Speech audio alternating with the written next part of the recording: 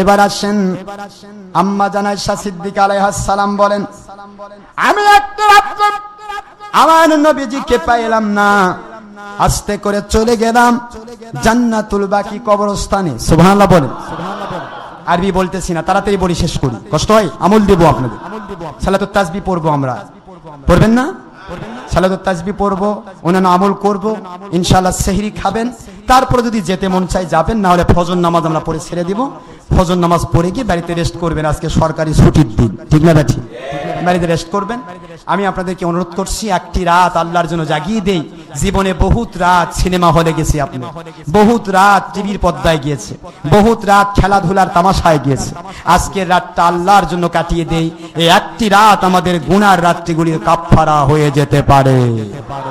কথা ঠিক না? ঠিক জোরে বলুন। কারণ গুনার রাত আপনি একটা করেছেন একটায়, আর আজকের এক রাত আপনি করবেন, আমার নবীজি বলেন কমের পক্ষে 700 গুণ। 700 গুণ 700 রাত। সুবহানাল্লাহ পড়বেন না? 900 রাত। এখানে কি শেষ? এখানে খুলুন তাফসিরে রুহুল বয়ান, তাফসিরে খাজেন, তাফসিরে বাগাবি, তাফসিরে সাফাতুত তাফসির, তাফসিরে রুহুল মানি, সমস্ত তাফসিরে কিতাব খুলুন। তাফসিরে খাজানের 4th খণ্ডের 36 পৃষ্ঠা খুলুন। নবীজি পাক সাল্লাল্লাহু আলাইহি ওয়াসাল্লামের হাদিস বর্ণনা করা হয়েছে, ঈসা রুহুল্লাহ আলাইহিস সালাতু ওয়াস সালাম উনি একদিন আমার মালিক খলিক রব আল্লাহর সাথে কথা বলতেছেন। কথা বলতে বলতে চিন্তা করতে লাগলেন, এই দুনিয়াতে বোধহয় আমার মতো বেশি আল্লাহওয়ালার কেউ নেই। কারণ নবীদের উপরে বাস্তব সত্য, এটা সন্দেহ নেই। নবী যে যুগের নবী, সে নবীর চাইতে বেশি আল্লাহওয়ালা ও যুগে আর থাকে, এটাই সত্য। তো মুসা আলাইহিস সালাতু ওয়াস সালাম আল্লাহ পাক রব্বুল আলামিনের কাছে বলছেন, আল্লাহ পাক আপনি তো দয়ার সাগর। আল্লাহ পাক নেক আমল করতে গিয়ে আল্লাহ পাক জিজ্ঞাসা করলেন সবচাইতে উত্তম আমল কে করেছে? মুসা আলাইহিস সালাতু ওয়াস সালামের একটা ঘটনা আছে, ঈসা আলাইহিস সালামের ঘটনা আছে, সেটা আমি বলছি। ঈসা আলাইহিস সালাতু ওয়াস সালাম আল্লাহর জন্য এত পাগল ছিলেন, তিনি জীবনে কোনোদিন বিবাহ করেন নাই। সুবহানাল্লাহ পড়বেন না? তার শরীয়তে বিবাহ না করলেও চলতো, তিনি বিবাহ করেন নাই। সারাটা জীবন আমার মালিকের জন্য কাটিয়ে দিয়েছেন। তো ঈসা আলাইহিস সালাতু ওয়াস সালাম মনে মনে ভাবতেছেন, আমি নবী, এ যুগে আমার চাইতে বেশি আল্লাহর তো কেউ থাকার কথা না। আমার আল্লাহ পাক বলেন, মুসা ঈসা নবী আলাইহিস সালাম অন্তরের ভাষা আমার মালিক জানে না? জানে না? নবীর ভুল নয়, কিন্তু আমি আবার বলছি এটা নবীর ভুল নয়। যে যুগের নবী থাকে, সে যুগে নবীর চাইতে উত্তম মানুষ আর কেউ থাকে, এটাই সত্য। আমাদেরকে শিক্ষা দেওয়ার জন্য আমার মালিক খলিক রব ঈসা আলাইহিস সালামকে পাঠিয়ে দিচ্ছেন পাহাড়ি এলাকার ভিতরে। সুবহানাল্লাহ। পাহাড়ি এলাকার ভিতরে গেলেন। আল্লাহ পাকের নবী ঈসা আলাইহিস সালাতু ওয়াস সালামের হাতে তখন একটা লাঠি ছিল, মতান্তরে তার হাত। আল্লাহ পাক বলেন, ঈসা রুহুল্লাহ আলাইহিস সালাম, একটা পাথর দেখা যাচ্ছে, বিশাল বড় পাথর। বলে, জি আল্লাহ, পাথরটাকে অনেক বড় প্রকাণ্ড পাথর পাহাড়ি এলাকায়, এই পাথরটা কি? আল্লাহ বলেন, আপনার হাতে দিয়ে মতান্তরে লাঠিটা দিয়ে এটাতে আঘাত করেন। ফাদরিব বিআসাকাল হাজার। এটা হলো ঈসা আলাইহিস সালাতু ওয়াস সালাম কি, এটা মুসা আলাইহিস সালামের একটা ঘটনা আছে, সেটা আলাদা, কিন্তু এই ঘটনায় ঈসা আলাইহিস সালামকে বলা হচ্ছে আপনি আপনার হাত দিয়ে মতান্তরে লাঠিটা দিয়ে এখানে একটু টাচ করেন। যেই মাত্র ঈসা আলাইহিস সালাম তার হাতে ছড়ি মতান্তরে হাতটা দিয়ে আস্তে করে বিশাল প্রকাণ্ড পাথর টাচ করেছেন, মুহূর্তের মধ্যে পাথরটা মাঝখানে ফেটে দুভাগ হয়ে দুই দিকে পড়ে গেল। যে পাথরে হাতুড়ি দিয়ে বাড়ায় ভাঙা যায় না, তা হাতের টাচ দিয়ে ভেঙে যায়। এটা কার কুদরত? ঈসা আলাইহিস সালাম চিন্তা করে, আল্লাহ আবার কে পাথর বাড়ালো, বিশাল পাথর। আল্লাহ বলেন, আবার আঘাত করুন। আবার আঘাত করলেন, 2য় নম্বর পাথর বের হয়ে গেল। আমার মালিক বলেন, আবার আঘাত করুন। সুবহানাল্লাহ বলেন। 3 নম্বর পাথর বের হয়ে গেল। 3 নম্বর পাথরটা স্বাভাবিক। এবার আল্লাহ বলেন, আবার আঘাত করুন। 3 নম্বর পাথরে যখন হাত দিয়ে টাচ করেছেন, মতান্তরে হাতের ছড়ি দিয়ে টাচ করেছেন, আল্লাহর নবী সাল্লাল্লাহু আলাইহি ওয়াসাল্লামের ঘটনা হাদিস শরীফে চলে আসছে। আমার নবী পাক সাল্লাল্লাহু আলাইহি ওয়াসাল্লামের সাহাবায়ে কেরাম বর্ণনা করেন, ওই সাহাবী আলাইহিস সালাতু ওয়াস সালাম যখন 3য় পাথরে আঘাত করেছেন, 3য় পাথর ভাঙার পরে দেখা যায় তার ভিতরে একজন মানুষ আল্লাহর জিকিরে মশগুল। পাথরের ভিতরে মানুষ বাঁচবে? অক্সিজেন ছাড়া মানুষ বাঁচে না। পাথরের মধ্যে অক্সিজেন ঢুকে। কথা বলে না কেন? কে বাঁচিয়ে রাখছে? আরো জোরে। আমার মালিক বলেন, সারুল্লাহ আলাইহিস সালাম যেই মানুষটিকে আপনি দেখতে পাচ্ছেন, মানুষটিকে জিজ্ঞাসা করুন। মানুষকে জিজ্ঞাসা করলেন, ও আল্লাহর বান্দা, আপনার চাইতে বেশি দামি, এত বেশি ইবাদতগার এ যুগে আর তো কেউ নাই। কারণ আমি ঈসা নবী আলাইহিস সালাম, আমিও তো কোনোদিন পাথরের মধ্যে বসে ইবাদত করি নাই। আপনি মনে হয় সবচাইতে উত্তম ব্যক্তি। বলুন তো কতদিন পর্যন্ত এভাবে আপনি আমল করেন?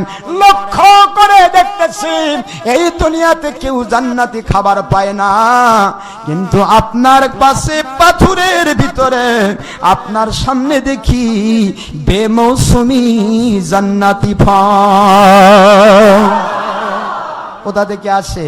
ঈসা রূহুল্লাহ আলাইহিস সালামের প্রশ্নের জবাবে তিনি বলেন, আমার মালিক ইন্নাল্লাহা ইয়ারযুকু মান ইয়াশাউ বিগাইরি হিসাব।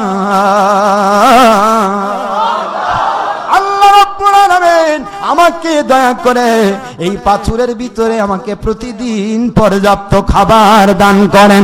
যে খাবার খাইলে পায়খানা হবে, পাথরের মধ্যে কোথায় পায়খানা রাখবো? আমার মালিক খনিক রব আল্লাহ পাক আমাকে পাথরের ভিতরে রেখে খাবার দিচ্ছেন। এই খাবারগুলি প্রতিদিন খাই, জীবনে কোনোদিন পেশাব পায়খানা হয় না।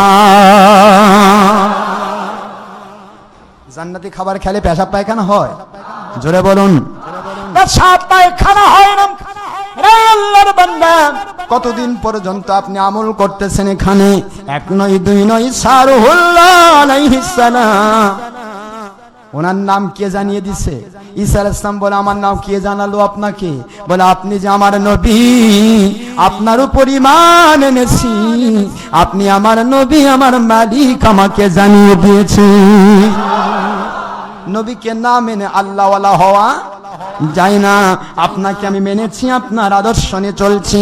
আমার মালিক এই পাথরের ভিতরে এক নয়, দুই নয়, ঈসা নবী আলাইহিস সালাম 350 বছর, মতান্তরে 450 বছর, 460 বছর ধরে আমার আল্লাহ এইভাবে আমাকে পাথরের মধ্যে জিকির করে নিচ্ছেন।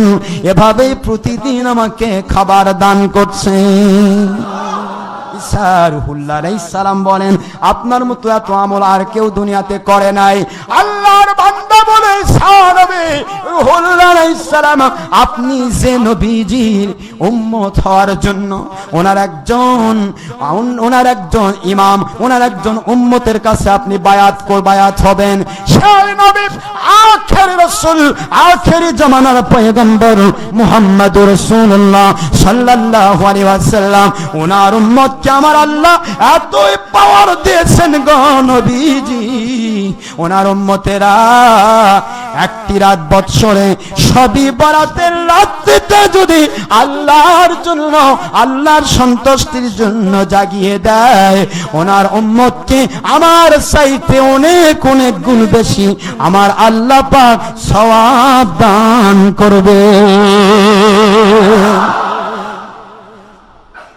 শবে বরাত সম্পর্কে কোনো আলোচনা, কোনো হাদিস 22 নম্বর মুন্সিরা তারা বিভিন্ন ভাবে তারা কি করে, মাটি খনন করেও পায় না। কথা ঠিক না? ঠিক, এটা খুঁজে পায় না, সার্চ করে পাচ্ছে না।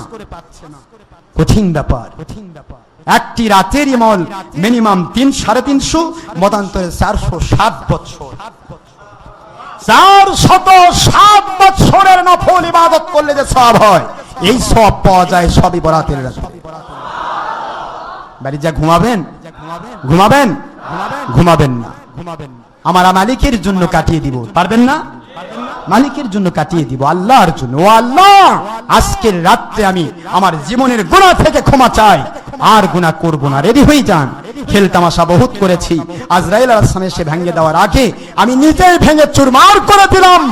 ঘুষ খেয়েছি, সুদ খেয়েছি, চুরি করেছি, ডাকাতি করেছি, ওলি আউলিয়ার দুশমনি করেছি, নবীর দুশমনি করেছি, নবীকে মাটির মতো বলেছি, আমাদের মতো বলেছি, মাটির মানুষ বলেছি, মিনাতের দুশমনি করেছি, শবে বরাতের দুশমনি করেছি, শবে মেরাজের দুশমনি করেছি, সবই ভিডিও টিভিকে জায়েজ বলেছি, মহিলা বেপরদা জায়েজ বলেছি, নারী নেতৃত্বকে জায়েজ বলেছি, ধর্মের নামে জনগণের সকল ক্ষমতার উৎস, গণতন্ত্রকে জায়েজ বলেছি, এগুলি বলে হারাম কাজ করে আল্লাহ ধোঁকা দিয়েছি, নিজেকে অনুসারীকে ধোঁকা দিয়েছি।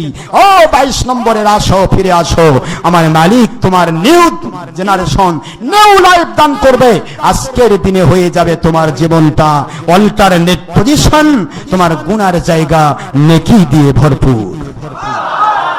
আমার মালিকের কাছে আসো, ফিরে আসো। আমার মালিকের কাছে আসলে কোনো ভয় নেই।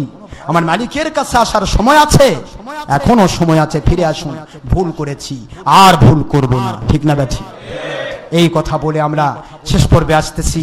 আম্মা জান আয়েশা সিদ্দিকা আলাইহাস সালাম বলেন, আমি মসজিদে নববীতে গেলাম, সেখানে পাইলাম না। জান্নাতুল বাকি গোরস্থানে গিয়ে দেখি আমার নবীজি গোরস্থান কবরবাসীর জন্য হাত তুলে মুনাজাত করছেন।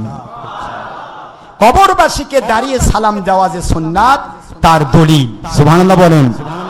জিয়ারতের রাসূল, রাসূল পাক সাল্লাল্লাহু আলাইহি ওয়াসাল্লামের কবর জিয়ারত করা যেমন সুন্নাত, কবরবাসীর কবর জিয়ারত করা সুন্নাত।